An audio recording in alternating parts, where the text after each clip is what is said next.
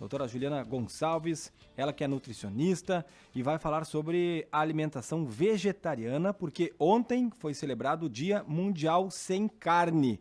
No dia 20 de março, portanto, essa data, que já é celebrada desde 1985, através de uma mobilização que aconteceu do Movimento pelos Direitos dos Animais de Fazenda, e com o objetivo de fazer uma reflexão e conscientizar sobre o impacto que o consumo de carne traz ao mundo e os benefícios de uma alimentação sem a proteína animal. A gente sabe que esse movimento tem crescido no mundo inteiro, aqui no Brasil também, mas vamos entender um pouco mais do que representa essa data, dos movimentos e de como tem crescido ou de quanto tem crescido esse consumo aí de outros alimentos que não a carne e a proteína animal. Doutora Juliana Gonçalves, boa tarde. Boa tarde, tudo bem? Tudo certo, e com você? Tudo ótimo. Bom, acho que falamos então um pouco dessa data, o que ela representa e o que dá para falar sobre esse tema nos dias de hoje. Quando a gente fala, né, do vegetarianismo, veganismo, ele está muito em alta nas últimas décadas, né? E pensando no dia 20 de março, que é o Dia Mundial Sem Carne, a gente também tem a segunda sem carne também, que é um dia que as pessoas optam na semana por reduzir o consumo de carnes. E hoje a gente tem dados que de 2014 nós tínhamos 29% da população vegana, hoje nós temos mais de 50% desses dados, né, de pessoas que estão aderindo a essa alimentação sem alimentos de origem animal. E a gente vê que isso é um apelo muito mais em relação ao próprio consumo do animal, mas sim uma questão da redução global, né? Porque o consumo de carne ele ganha cada vez mais adeptos, né? Pensando nessa questão. E a gente pode até citar a questão da emergência climática, né? Que está sendo bem alto e bem discutido nesse ano, principalmente, no Dia Sem Carne, Mundial Sem Carne, porque a pecuária é uma das atividades que mais vão contribuir para as emissões de gases do efeito estufa, né? O consumo de água, por exemplo, desequilíbrios ambientais são provocados também por toda essa questão do desmatamento que a gente tem, principalmente falando aqui, né, a nível do Brasil. E aqui no Sul, né, a gente pensa muito nessa questão, porque aqui no Sul a nossa alimentação ela é baseada no consumo de carne, né? Dificilmente a gente consegue observar isso em algumas regiões, e aqui é uma região que a gente tem esse consumo bem forte de carne também. O que dá para falar na questão do mercado, de restaurantes, de opções? Porque a gente vê, você fala da segunda sem carne. Por mais que as pessoas não sejam vegetarianas, escolhem às vezes um dia da semana para não comer carne, para contribuir ou aos poucos deixar de comer carne, reduzir a quantidade e aí procuram opções diferentes. O mercado ele tem se adaptado a isso ou ainda é uma dificuldade e as pessoas acabam se obrigando a comer essa proteína animal? Não, hoje a gente já encontra muitas opções de restaurantes que são adeptos à segunda sem carne. Tem restaurantes também que já tem a opção de veganos, né, de pratos veganos, vegetarianos também, a gente encontra. Deliveries também cresceu bastante. E até mesmo a indústria alimentícia, a gente já encontra alguns produtos nos supermercados com essa linha mais vegana, mais vegetariana. Então, a gente pode dizer que nos últimos anos isso cresceu muito, né? Acho que até agora, no período de pandemia, a gente consegue observar que teve esse crescimento também, cada vez mais pessoas adeptas a esse estilo, que não é só uma questão alimentar, né? É um hábito e estilo de vida também, não comer carne, não ingerir alimentos fontes. Juliana, você trouxe esse dado e eu até tinha pesquisado e realmente me chamou a atenção quando eu vi que esse número de pessoas que não estão ingerindo a carne ou até a proteína animal passou de 29% em 2018, que para mim já parece um número alto, agora para 50% em Isso. 2020. Esse dado ele é do Brasil, de onde é que ele surge? Porque você até falou aqui no Sul é difícil a gente ver essa realidade. Eu aqui na nossa região, pensando pessoas próximas, famílias, amigos, esse percentual ficaria muito abaixo. De onde é que vem esse dado e o que representa, ou qual é o dado do Rio Grande do Sul, se a gente tem para fazer um recorte aí de outras regiões do país, já que aqui é a terra do churrasco, né? Esse dado é no Brasil, né? Esse dado que a gente tem aqui do Brasil, né? Sobre o consumo de proteína que vem diminuindo, né? Então, realmente, ele passou de 29% em 2018 para 50% em 2020. Aqui no Rio Grande do Sul, eu não sei se já foi feito esse levantamento mais atual para trazer esses dados mais precisos, né? Porque a gente normalmente pega esses dados na Sociedade Vegetariana Brasileira, que nós temos, a CVB, que ele traz bastante restaurantes, esse consumo, né, animal que vem reduzindo de uma forma significativa. E a gente fala muito de opções que substituem essa proteína animal. Antes falávamos das opções de restaurantes. Que opções seriam essas? E também explicar um pouco da diferença do vegano para o vegetariano, que o vegano não consome nada de origem animal, mas talvez para algumas pessoas isso não é tão claro. A gente tem o vegetarianismo, né, que são pessoas que a dieta é baseada somente em produtos e alimentos que não envolvem mortes de animais. Então, eles não consomem normalmente carne, frango, peixes, mas eles incluem na dieta laticínios, né, ovos e derivados, já que a produção não envolve esse sacrifício de animais, tá? Existem vários tipos. A gente pode trazer os ovo-lacto-vegetarianos, que consomem ovos e leites, e os lacto-vegetarianos, que consomem somente leite e excluem os ovos, né? E depois nós temos os ovos vegetarianos, que eles não consomem ovo e excluem leite.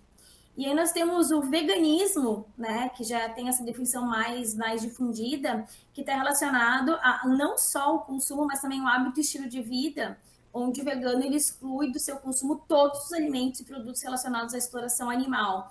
Então, não somente a questão de consumo alimentar, mas também de produtos que são testados em animais, vestuários, enfim, né, tudo que envolve, por exemplo, zoológicos, circos, né, esses lugares que tem esse culto ao animal também, esse público daí já não frequenta, não usa, não consome. E se vocês forem observar, hoje a gente também consegue ver até nas farmácias os produtos que já vem o selo vegano, né, que não são testados em animais, muito cosméticos também, já estão surgindo no mercado com essa versão mais vegana. E tem muitos alimentos, eu pego como um exemplo o hambúrguer, né? Que muitas vezes é feito, por exemplo, de hambúrguer de soja, de grão de bico, Ervilha, tem de ervilha também. de ervilha, enfim, de outras alternativas, que é para a pessoa, aquela que gosta, né, da carne, que quer mudar o seu hábito, talvez ter algo semelhante. Quais são essas outras opções? O que tem surgido aí nos últimos tempos que a gente vê nos supermercados, nos restaurantes, essas opções? Hoje a gente fala que tem um consumo de algas que cresceu bastante, né? Por exemplo, algas como clorela, espirulina, que são alimentos de fonte marinha, que tem uma ótima composição de proteínas. A gente fala muito da questão do paciente que não come carne ter deficiência, né, de ferro, proteína e vitamina B12, que é a mais conhecida, né?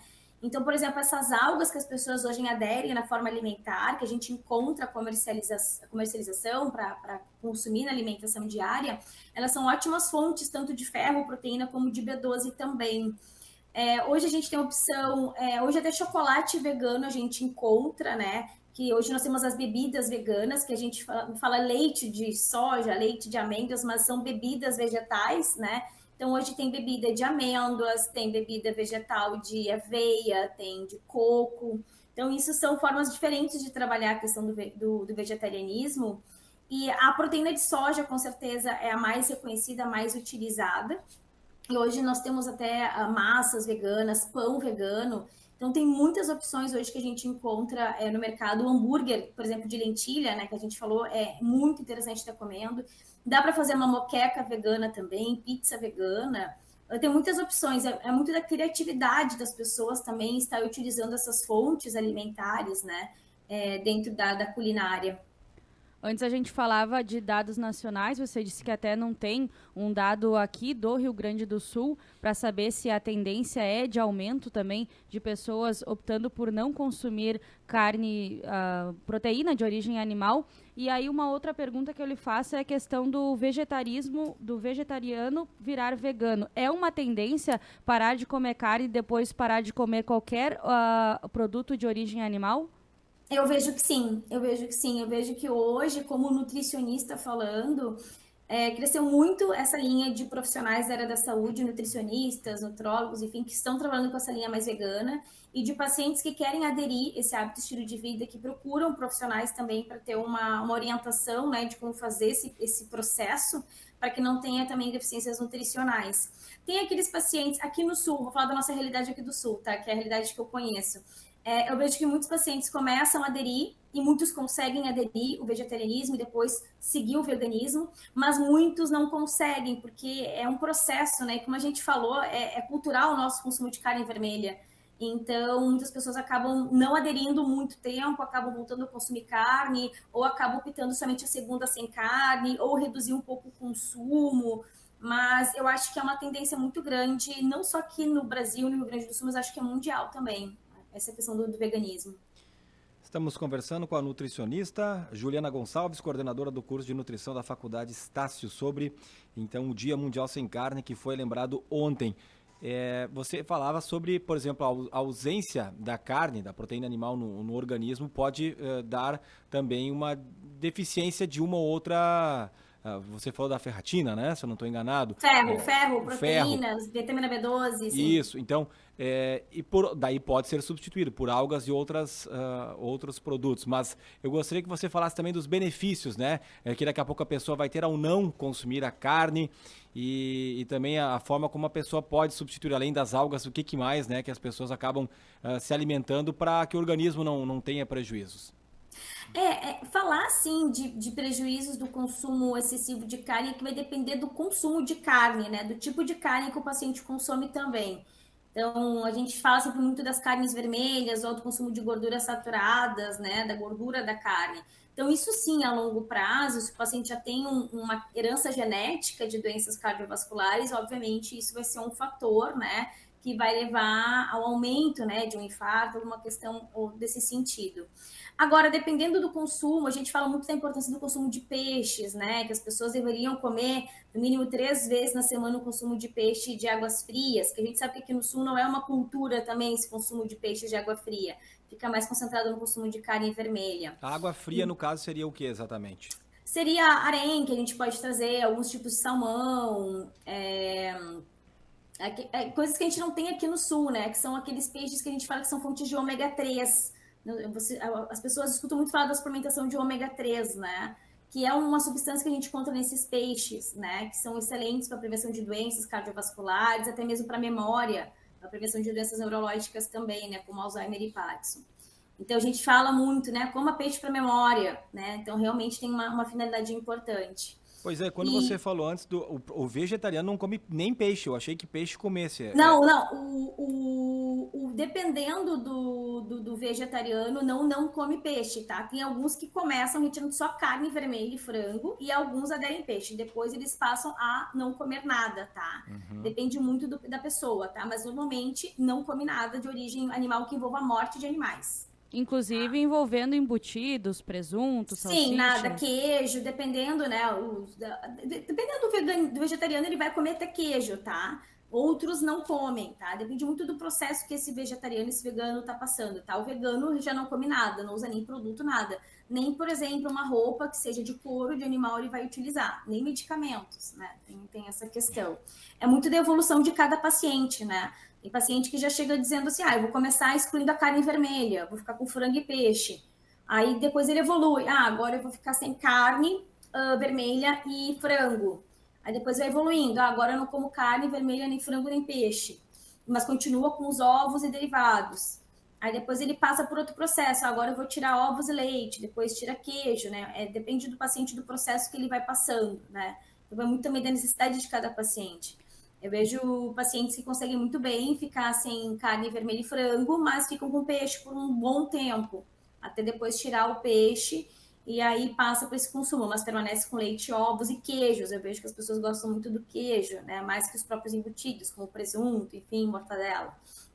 Fica mais essa parte do queijo mesmo. E você diria que é uma tendência das gerações mais novas? Eu vejo gerações aí que estão... adolescentes. Oi?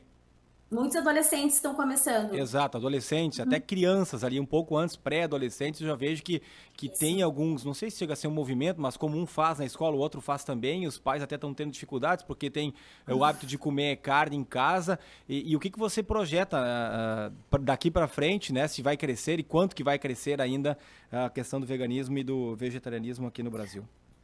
Eu vejo muitos adolescentes ali nessa faixa etária de 14, 15, 16 anos que começam a aderir.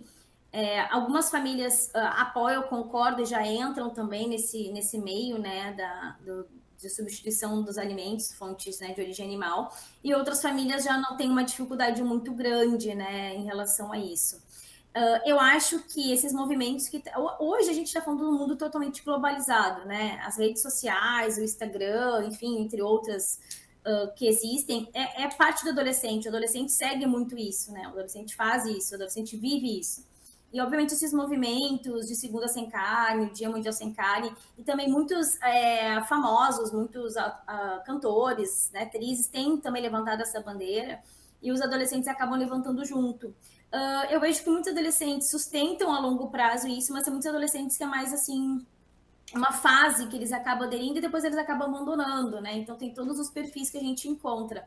Mas eu acho que é uma tendência muito grande, né? Hoje nós temos muito cursos, né, para pessoas leigas que querem se tornar vegano, vegetariano. Tem curso também para profissionais se especializarem em atenderem esse público específico. Tem congressos, né, que já trazem essa parte. Então, eu acho que é um mercado que está crescendo, tá? E vai crescer cada vez mais, até porque muitas pessoas estão se mobilizando, os restaurantes, a indústria farmacêutica, a indústria alimentícia. Então, hoje até, por exemplo, na manipulação de suplementos nutricionais, a gente tem as cápsulas que são feitas veganas, nós temos a cápsula da tapioca, por exemplo, que foge daquela cápsula, né, de gelatina, que é de origem animal também. Então, eu acho que a tendência é ter um avanço cada vez maior dessa realidade hoje, inclusive aqui no Rio Grande do Sul. Rapidamente, você falou antes que o ideal seria consumir carne de peixe pelo menos 3 vezes na semana. Para quem come carne vermelha quase que todos os dias, o que seria o ideal? Quantas vezes por semana? O consumo do peixe? Não, da carne vermelha. Para quem come todo dia, mas quer reduzir, o que é indicado você como nutricionista? É que a gente vai depender do teor de proteína, tá? A gente fala assim que as pessoas deveriam comer 1 grama de proteína por quilo de peso aproximadamente, tá? De 0,8 a 1 grama por quilo de peso por peixe. Então a gente multiplica, né? Por exemplo, se uma pessoa é uma paciente de 50 quilos, ele vai comer 50 gramas de proteína por dia, tá?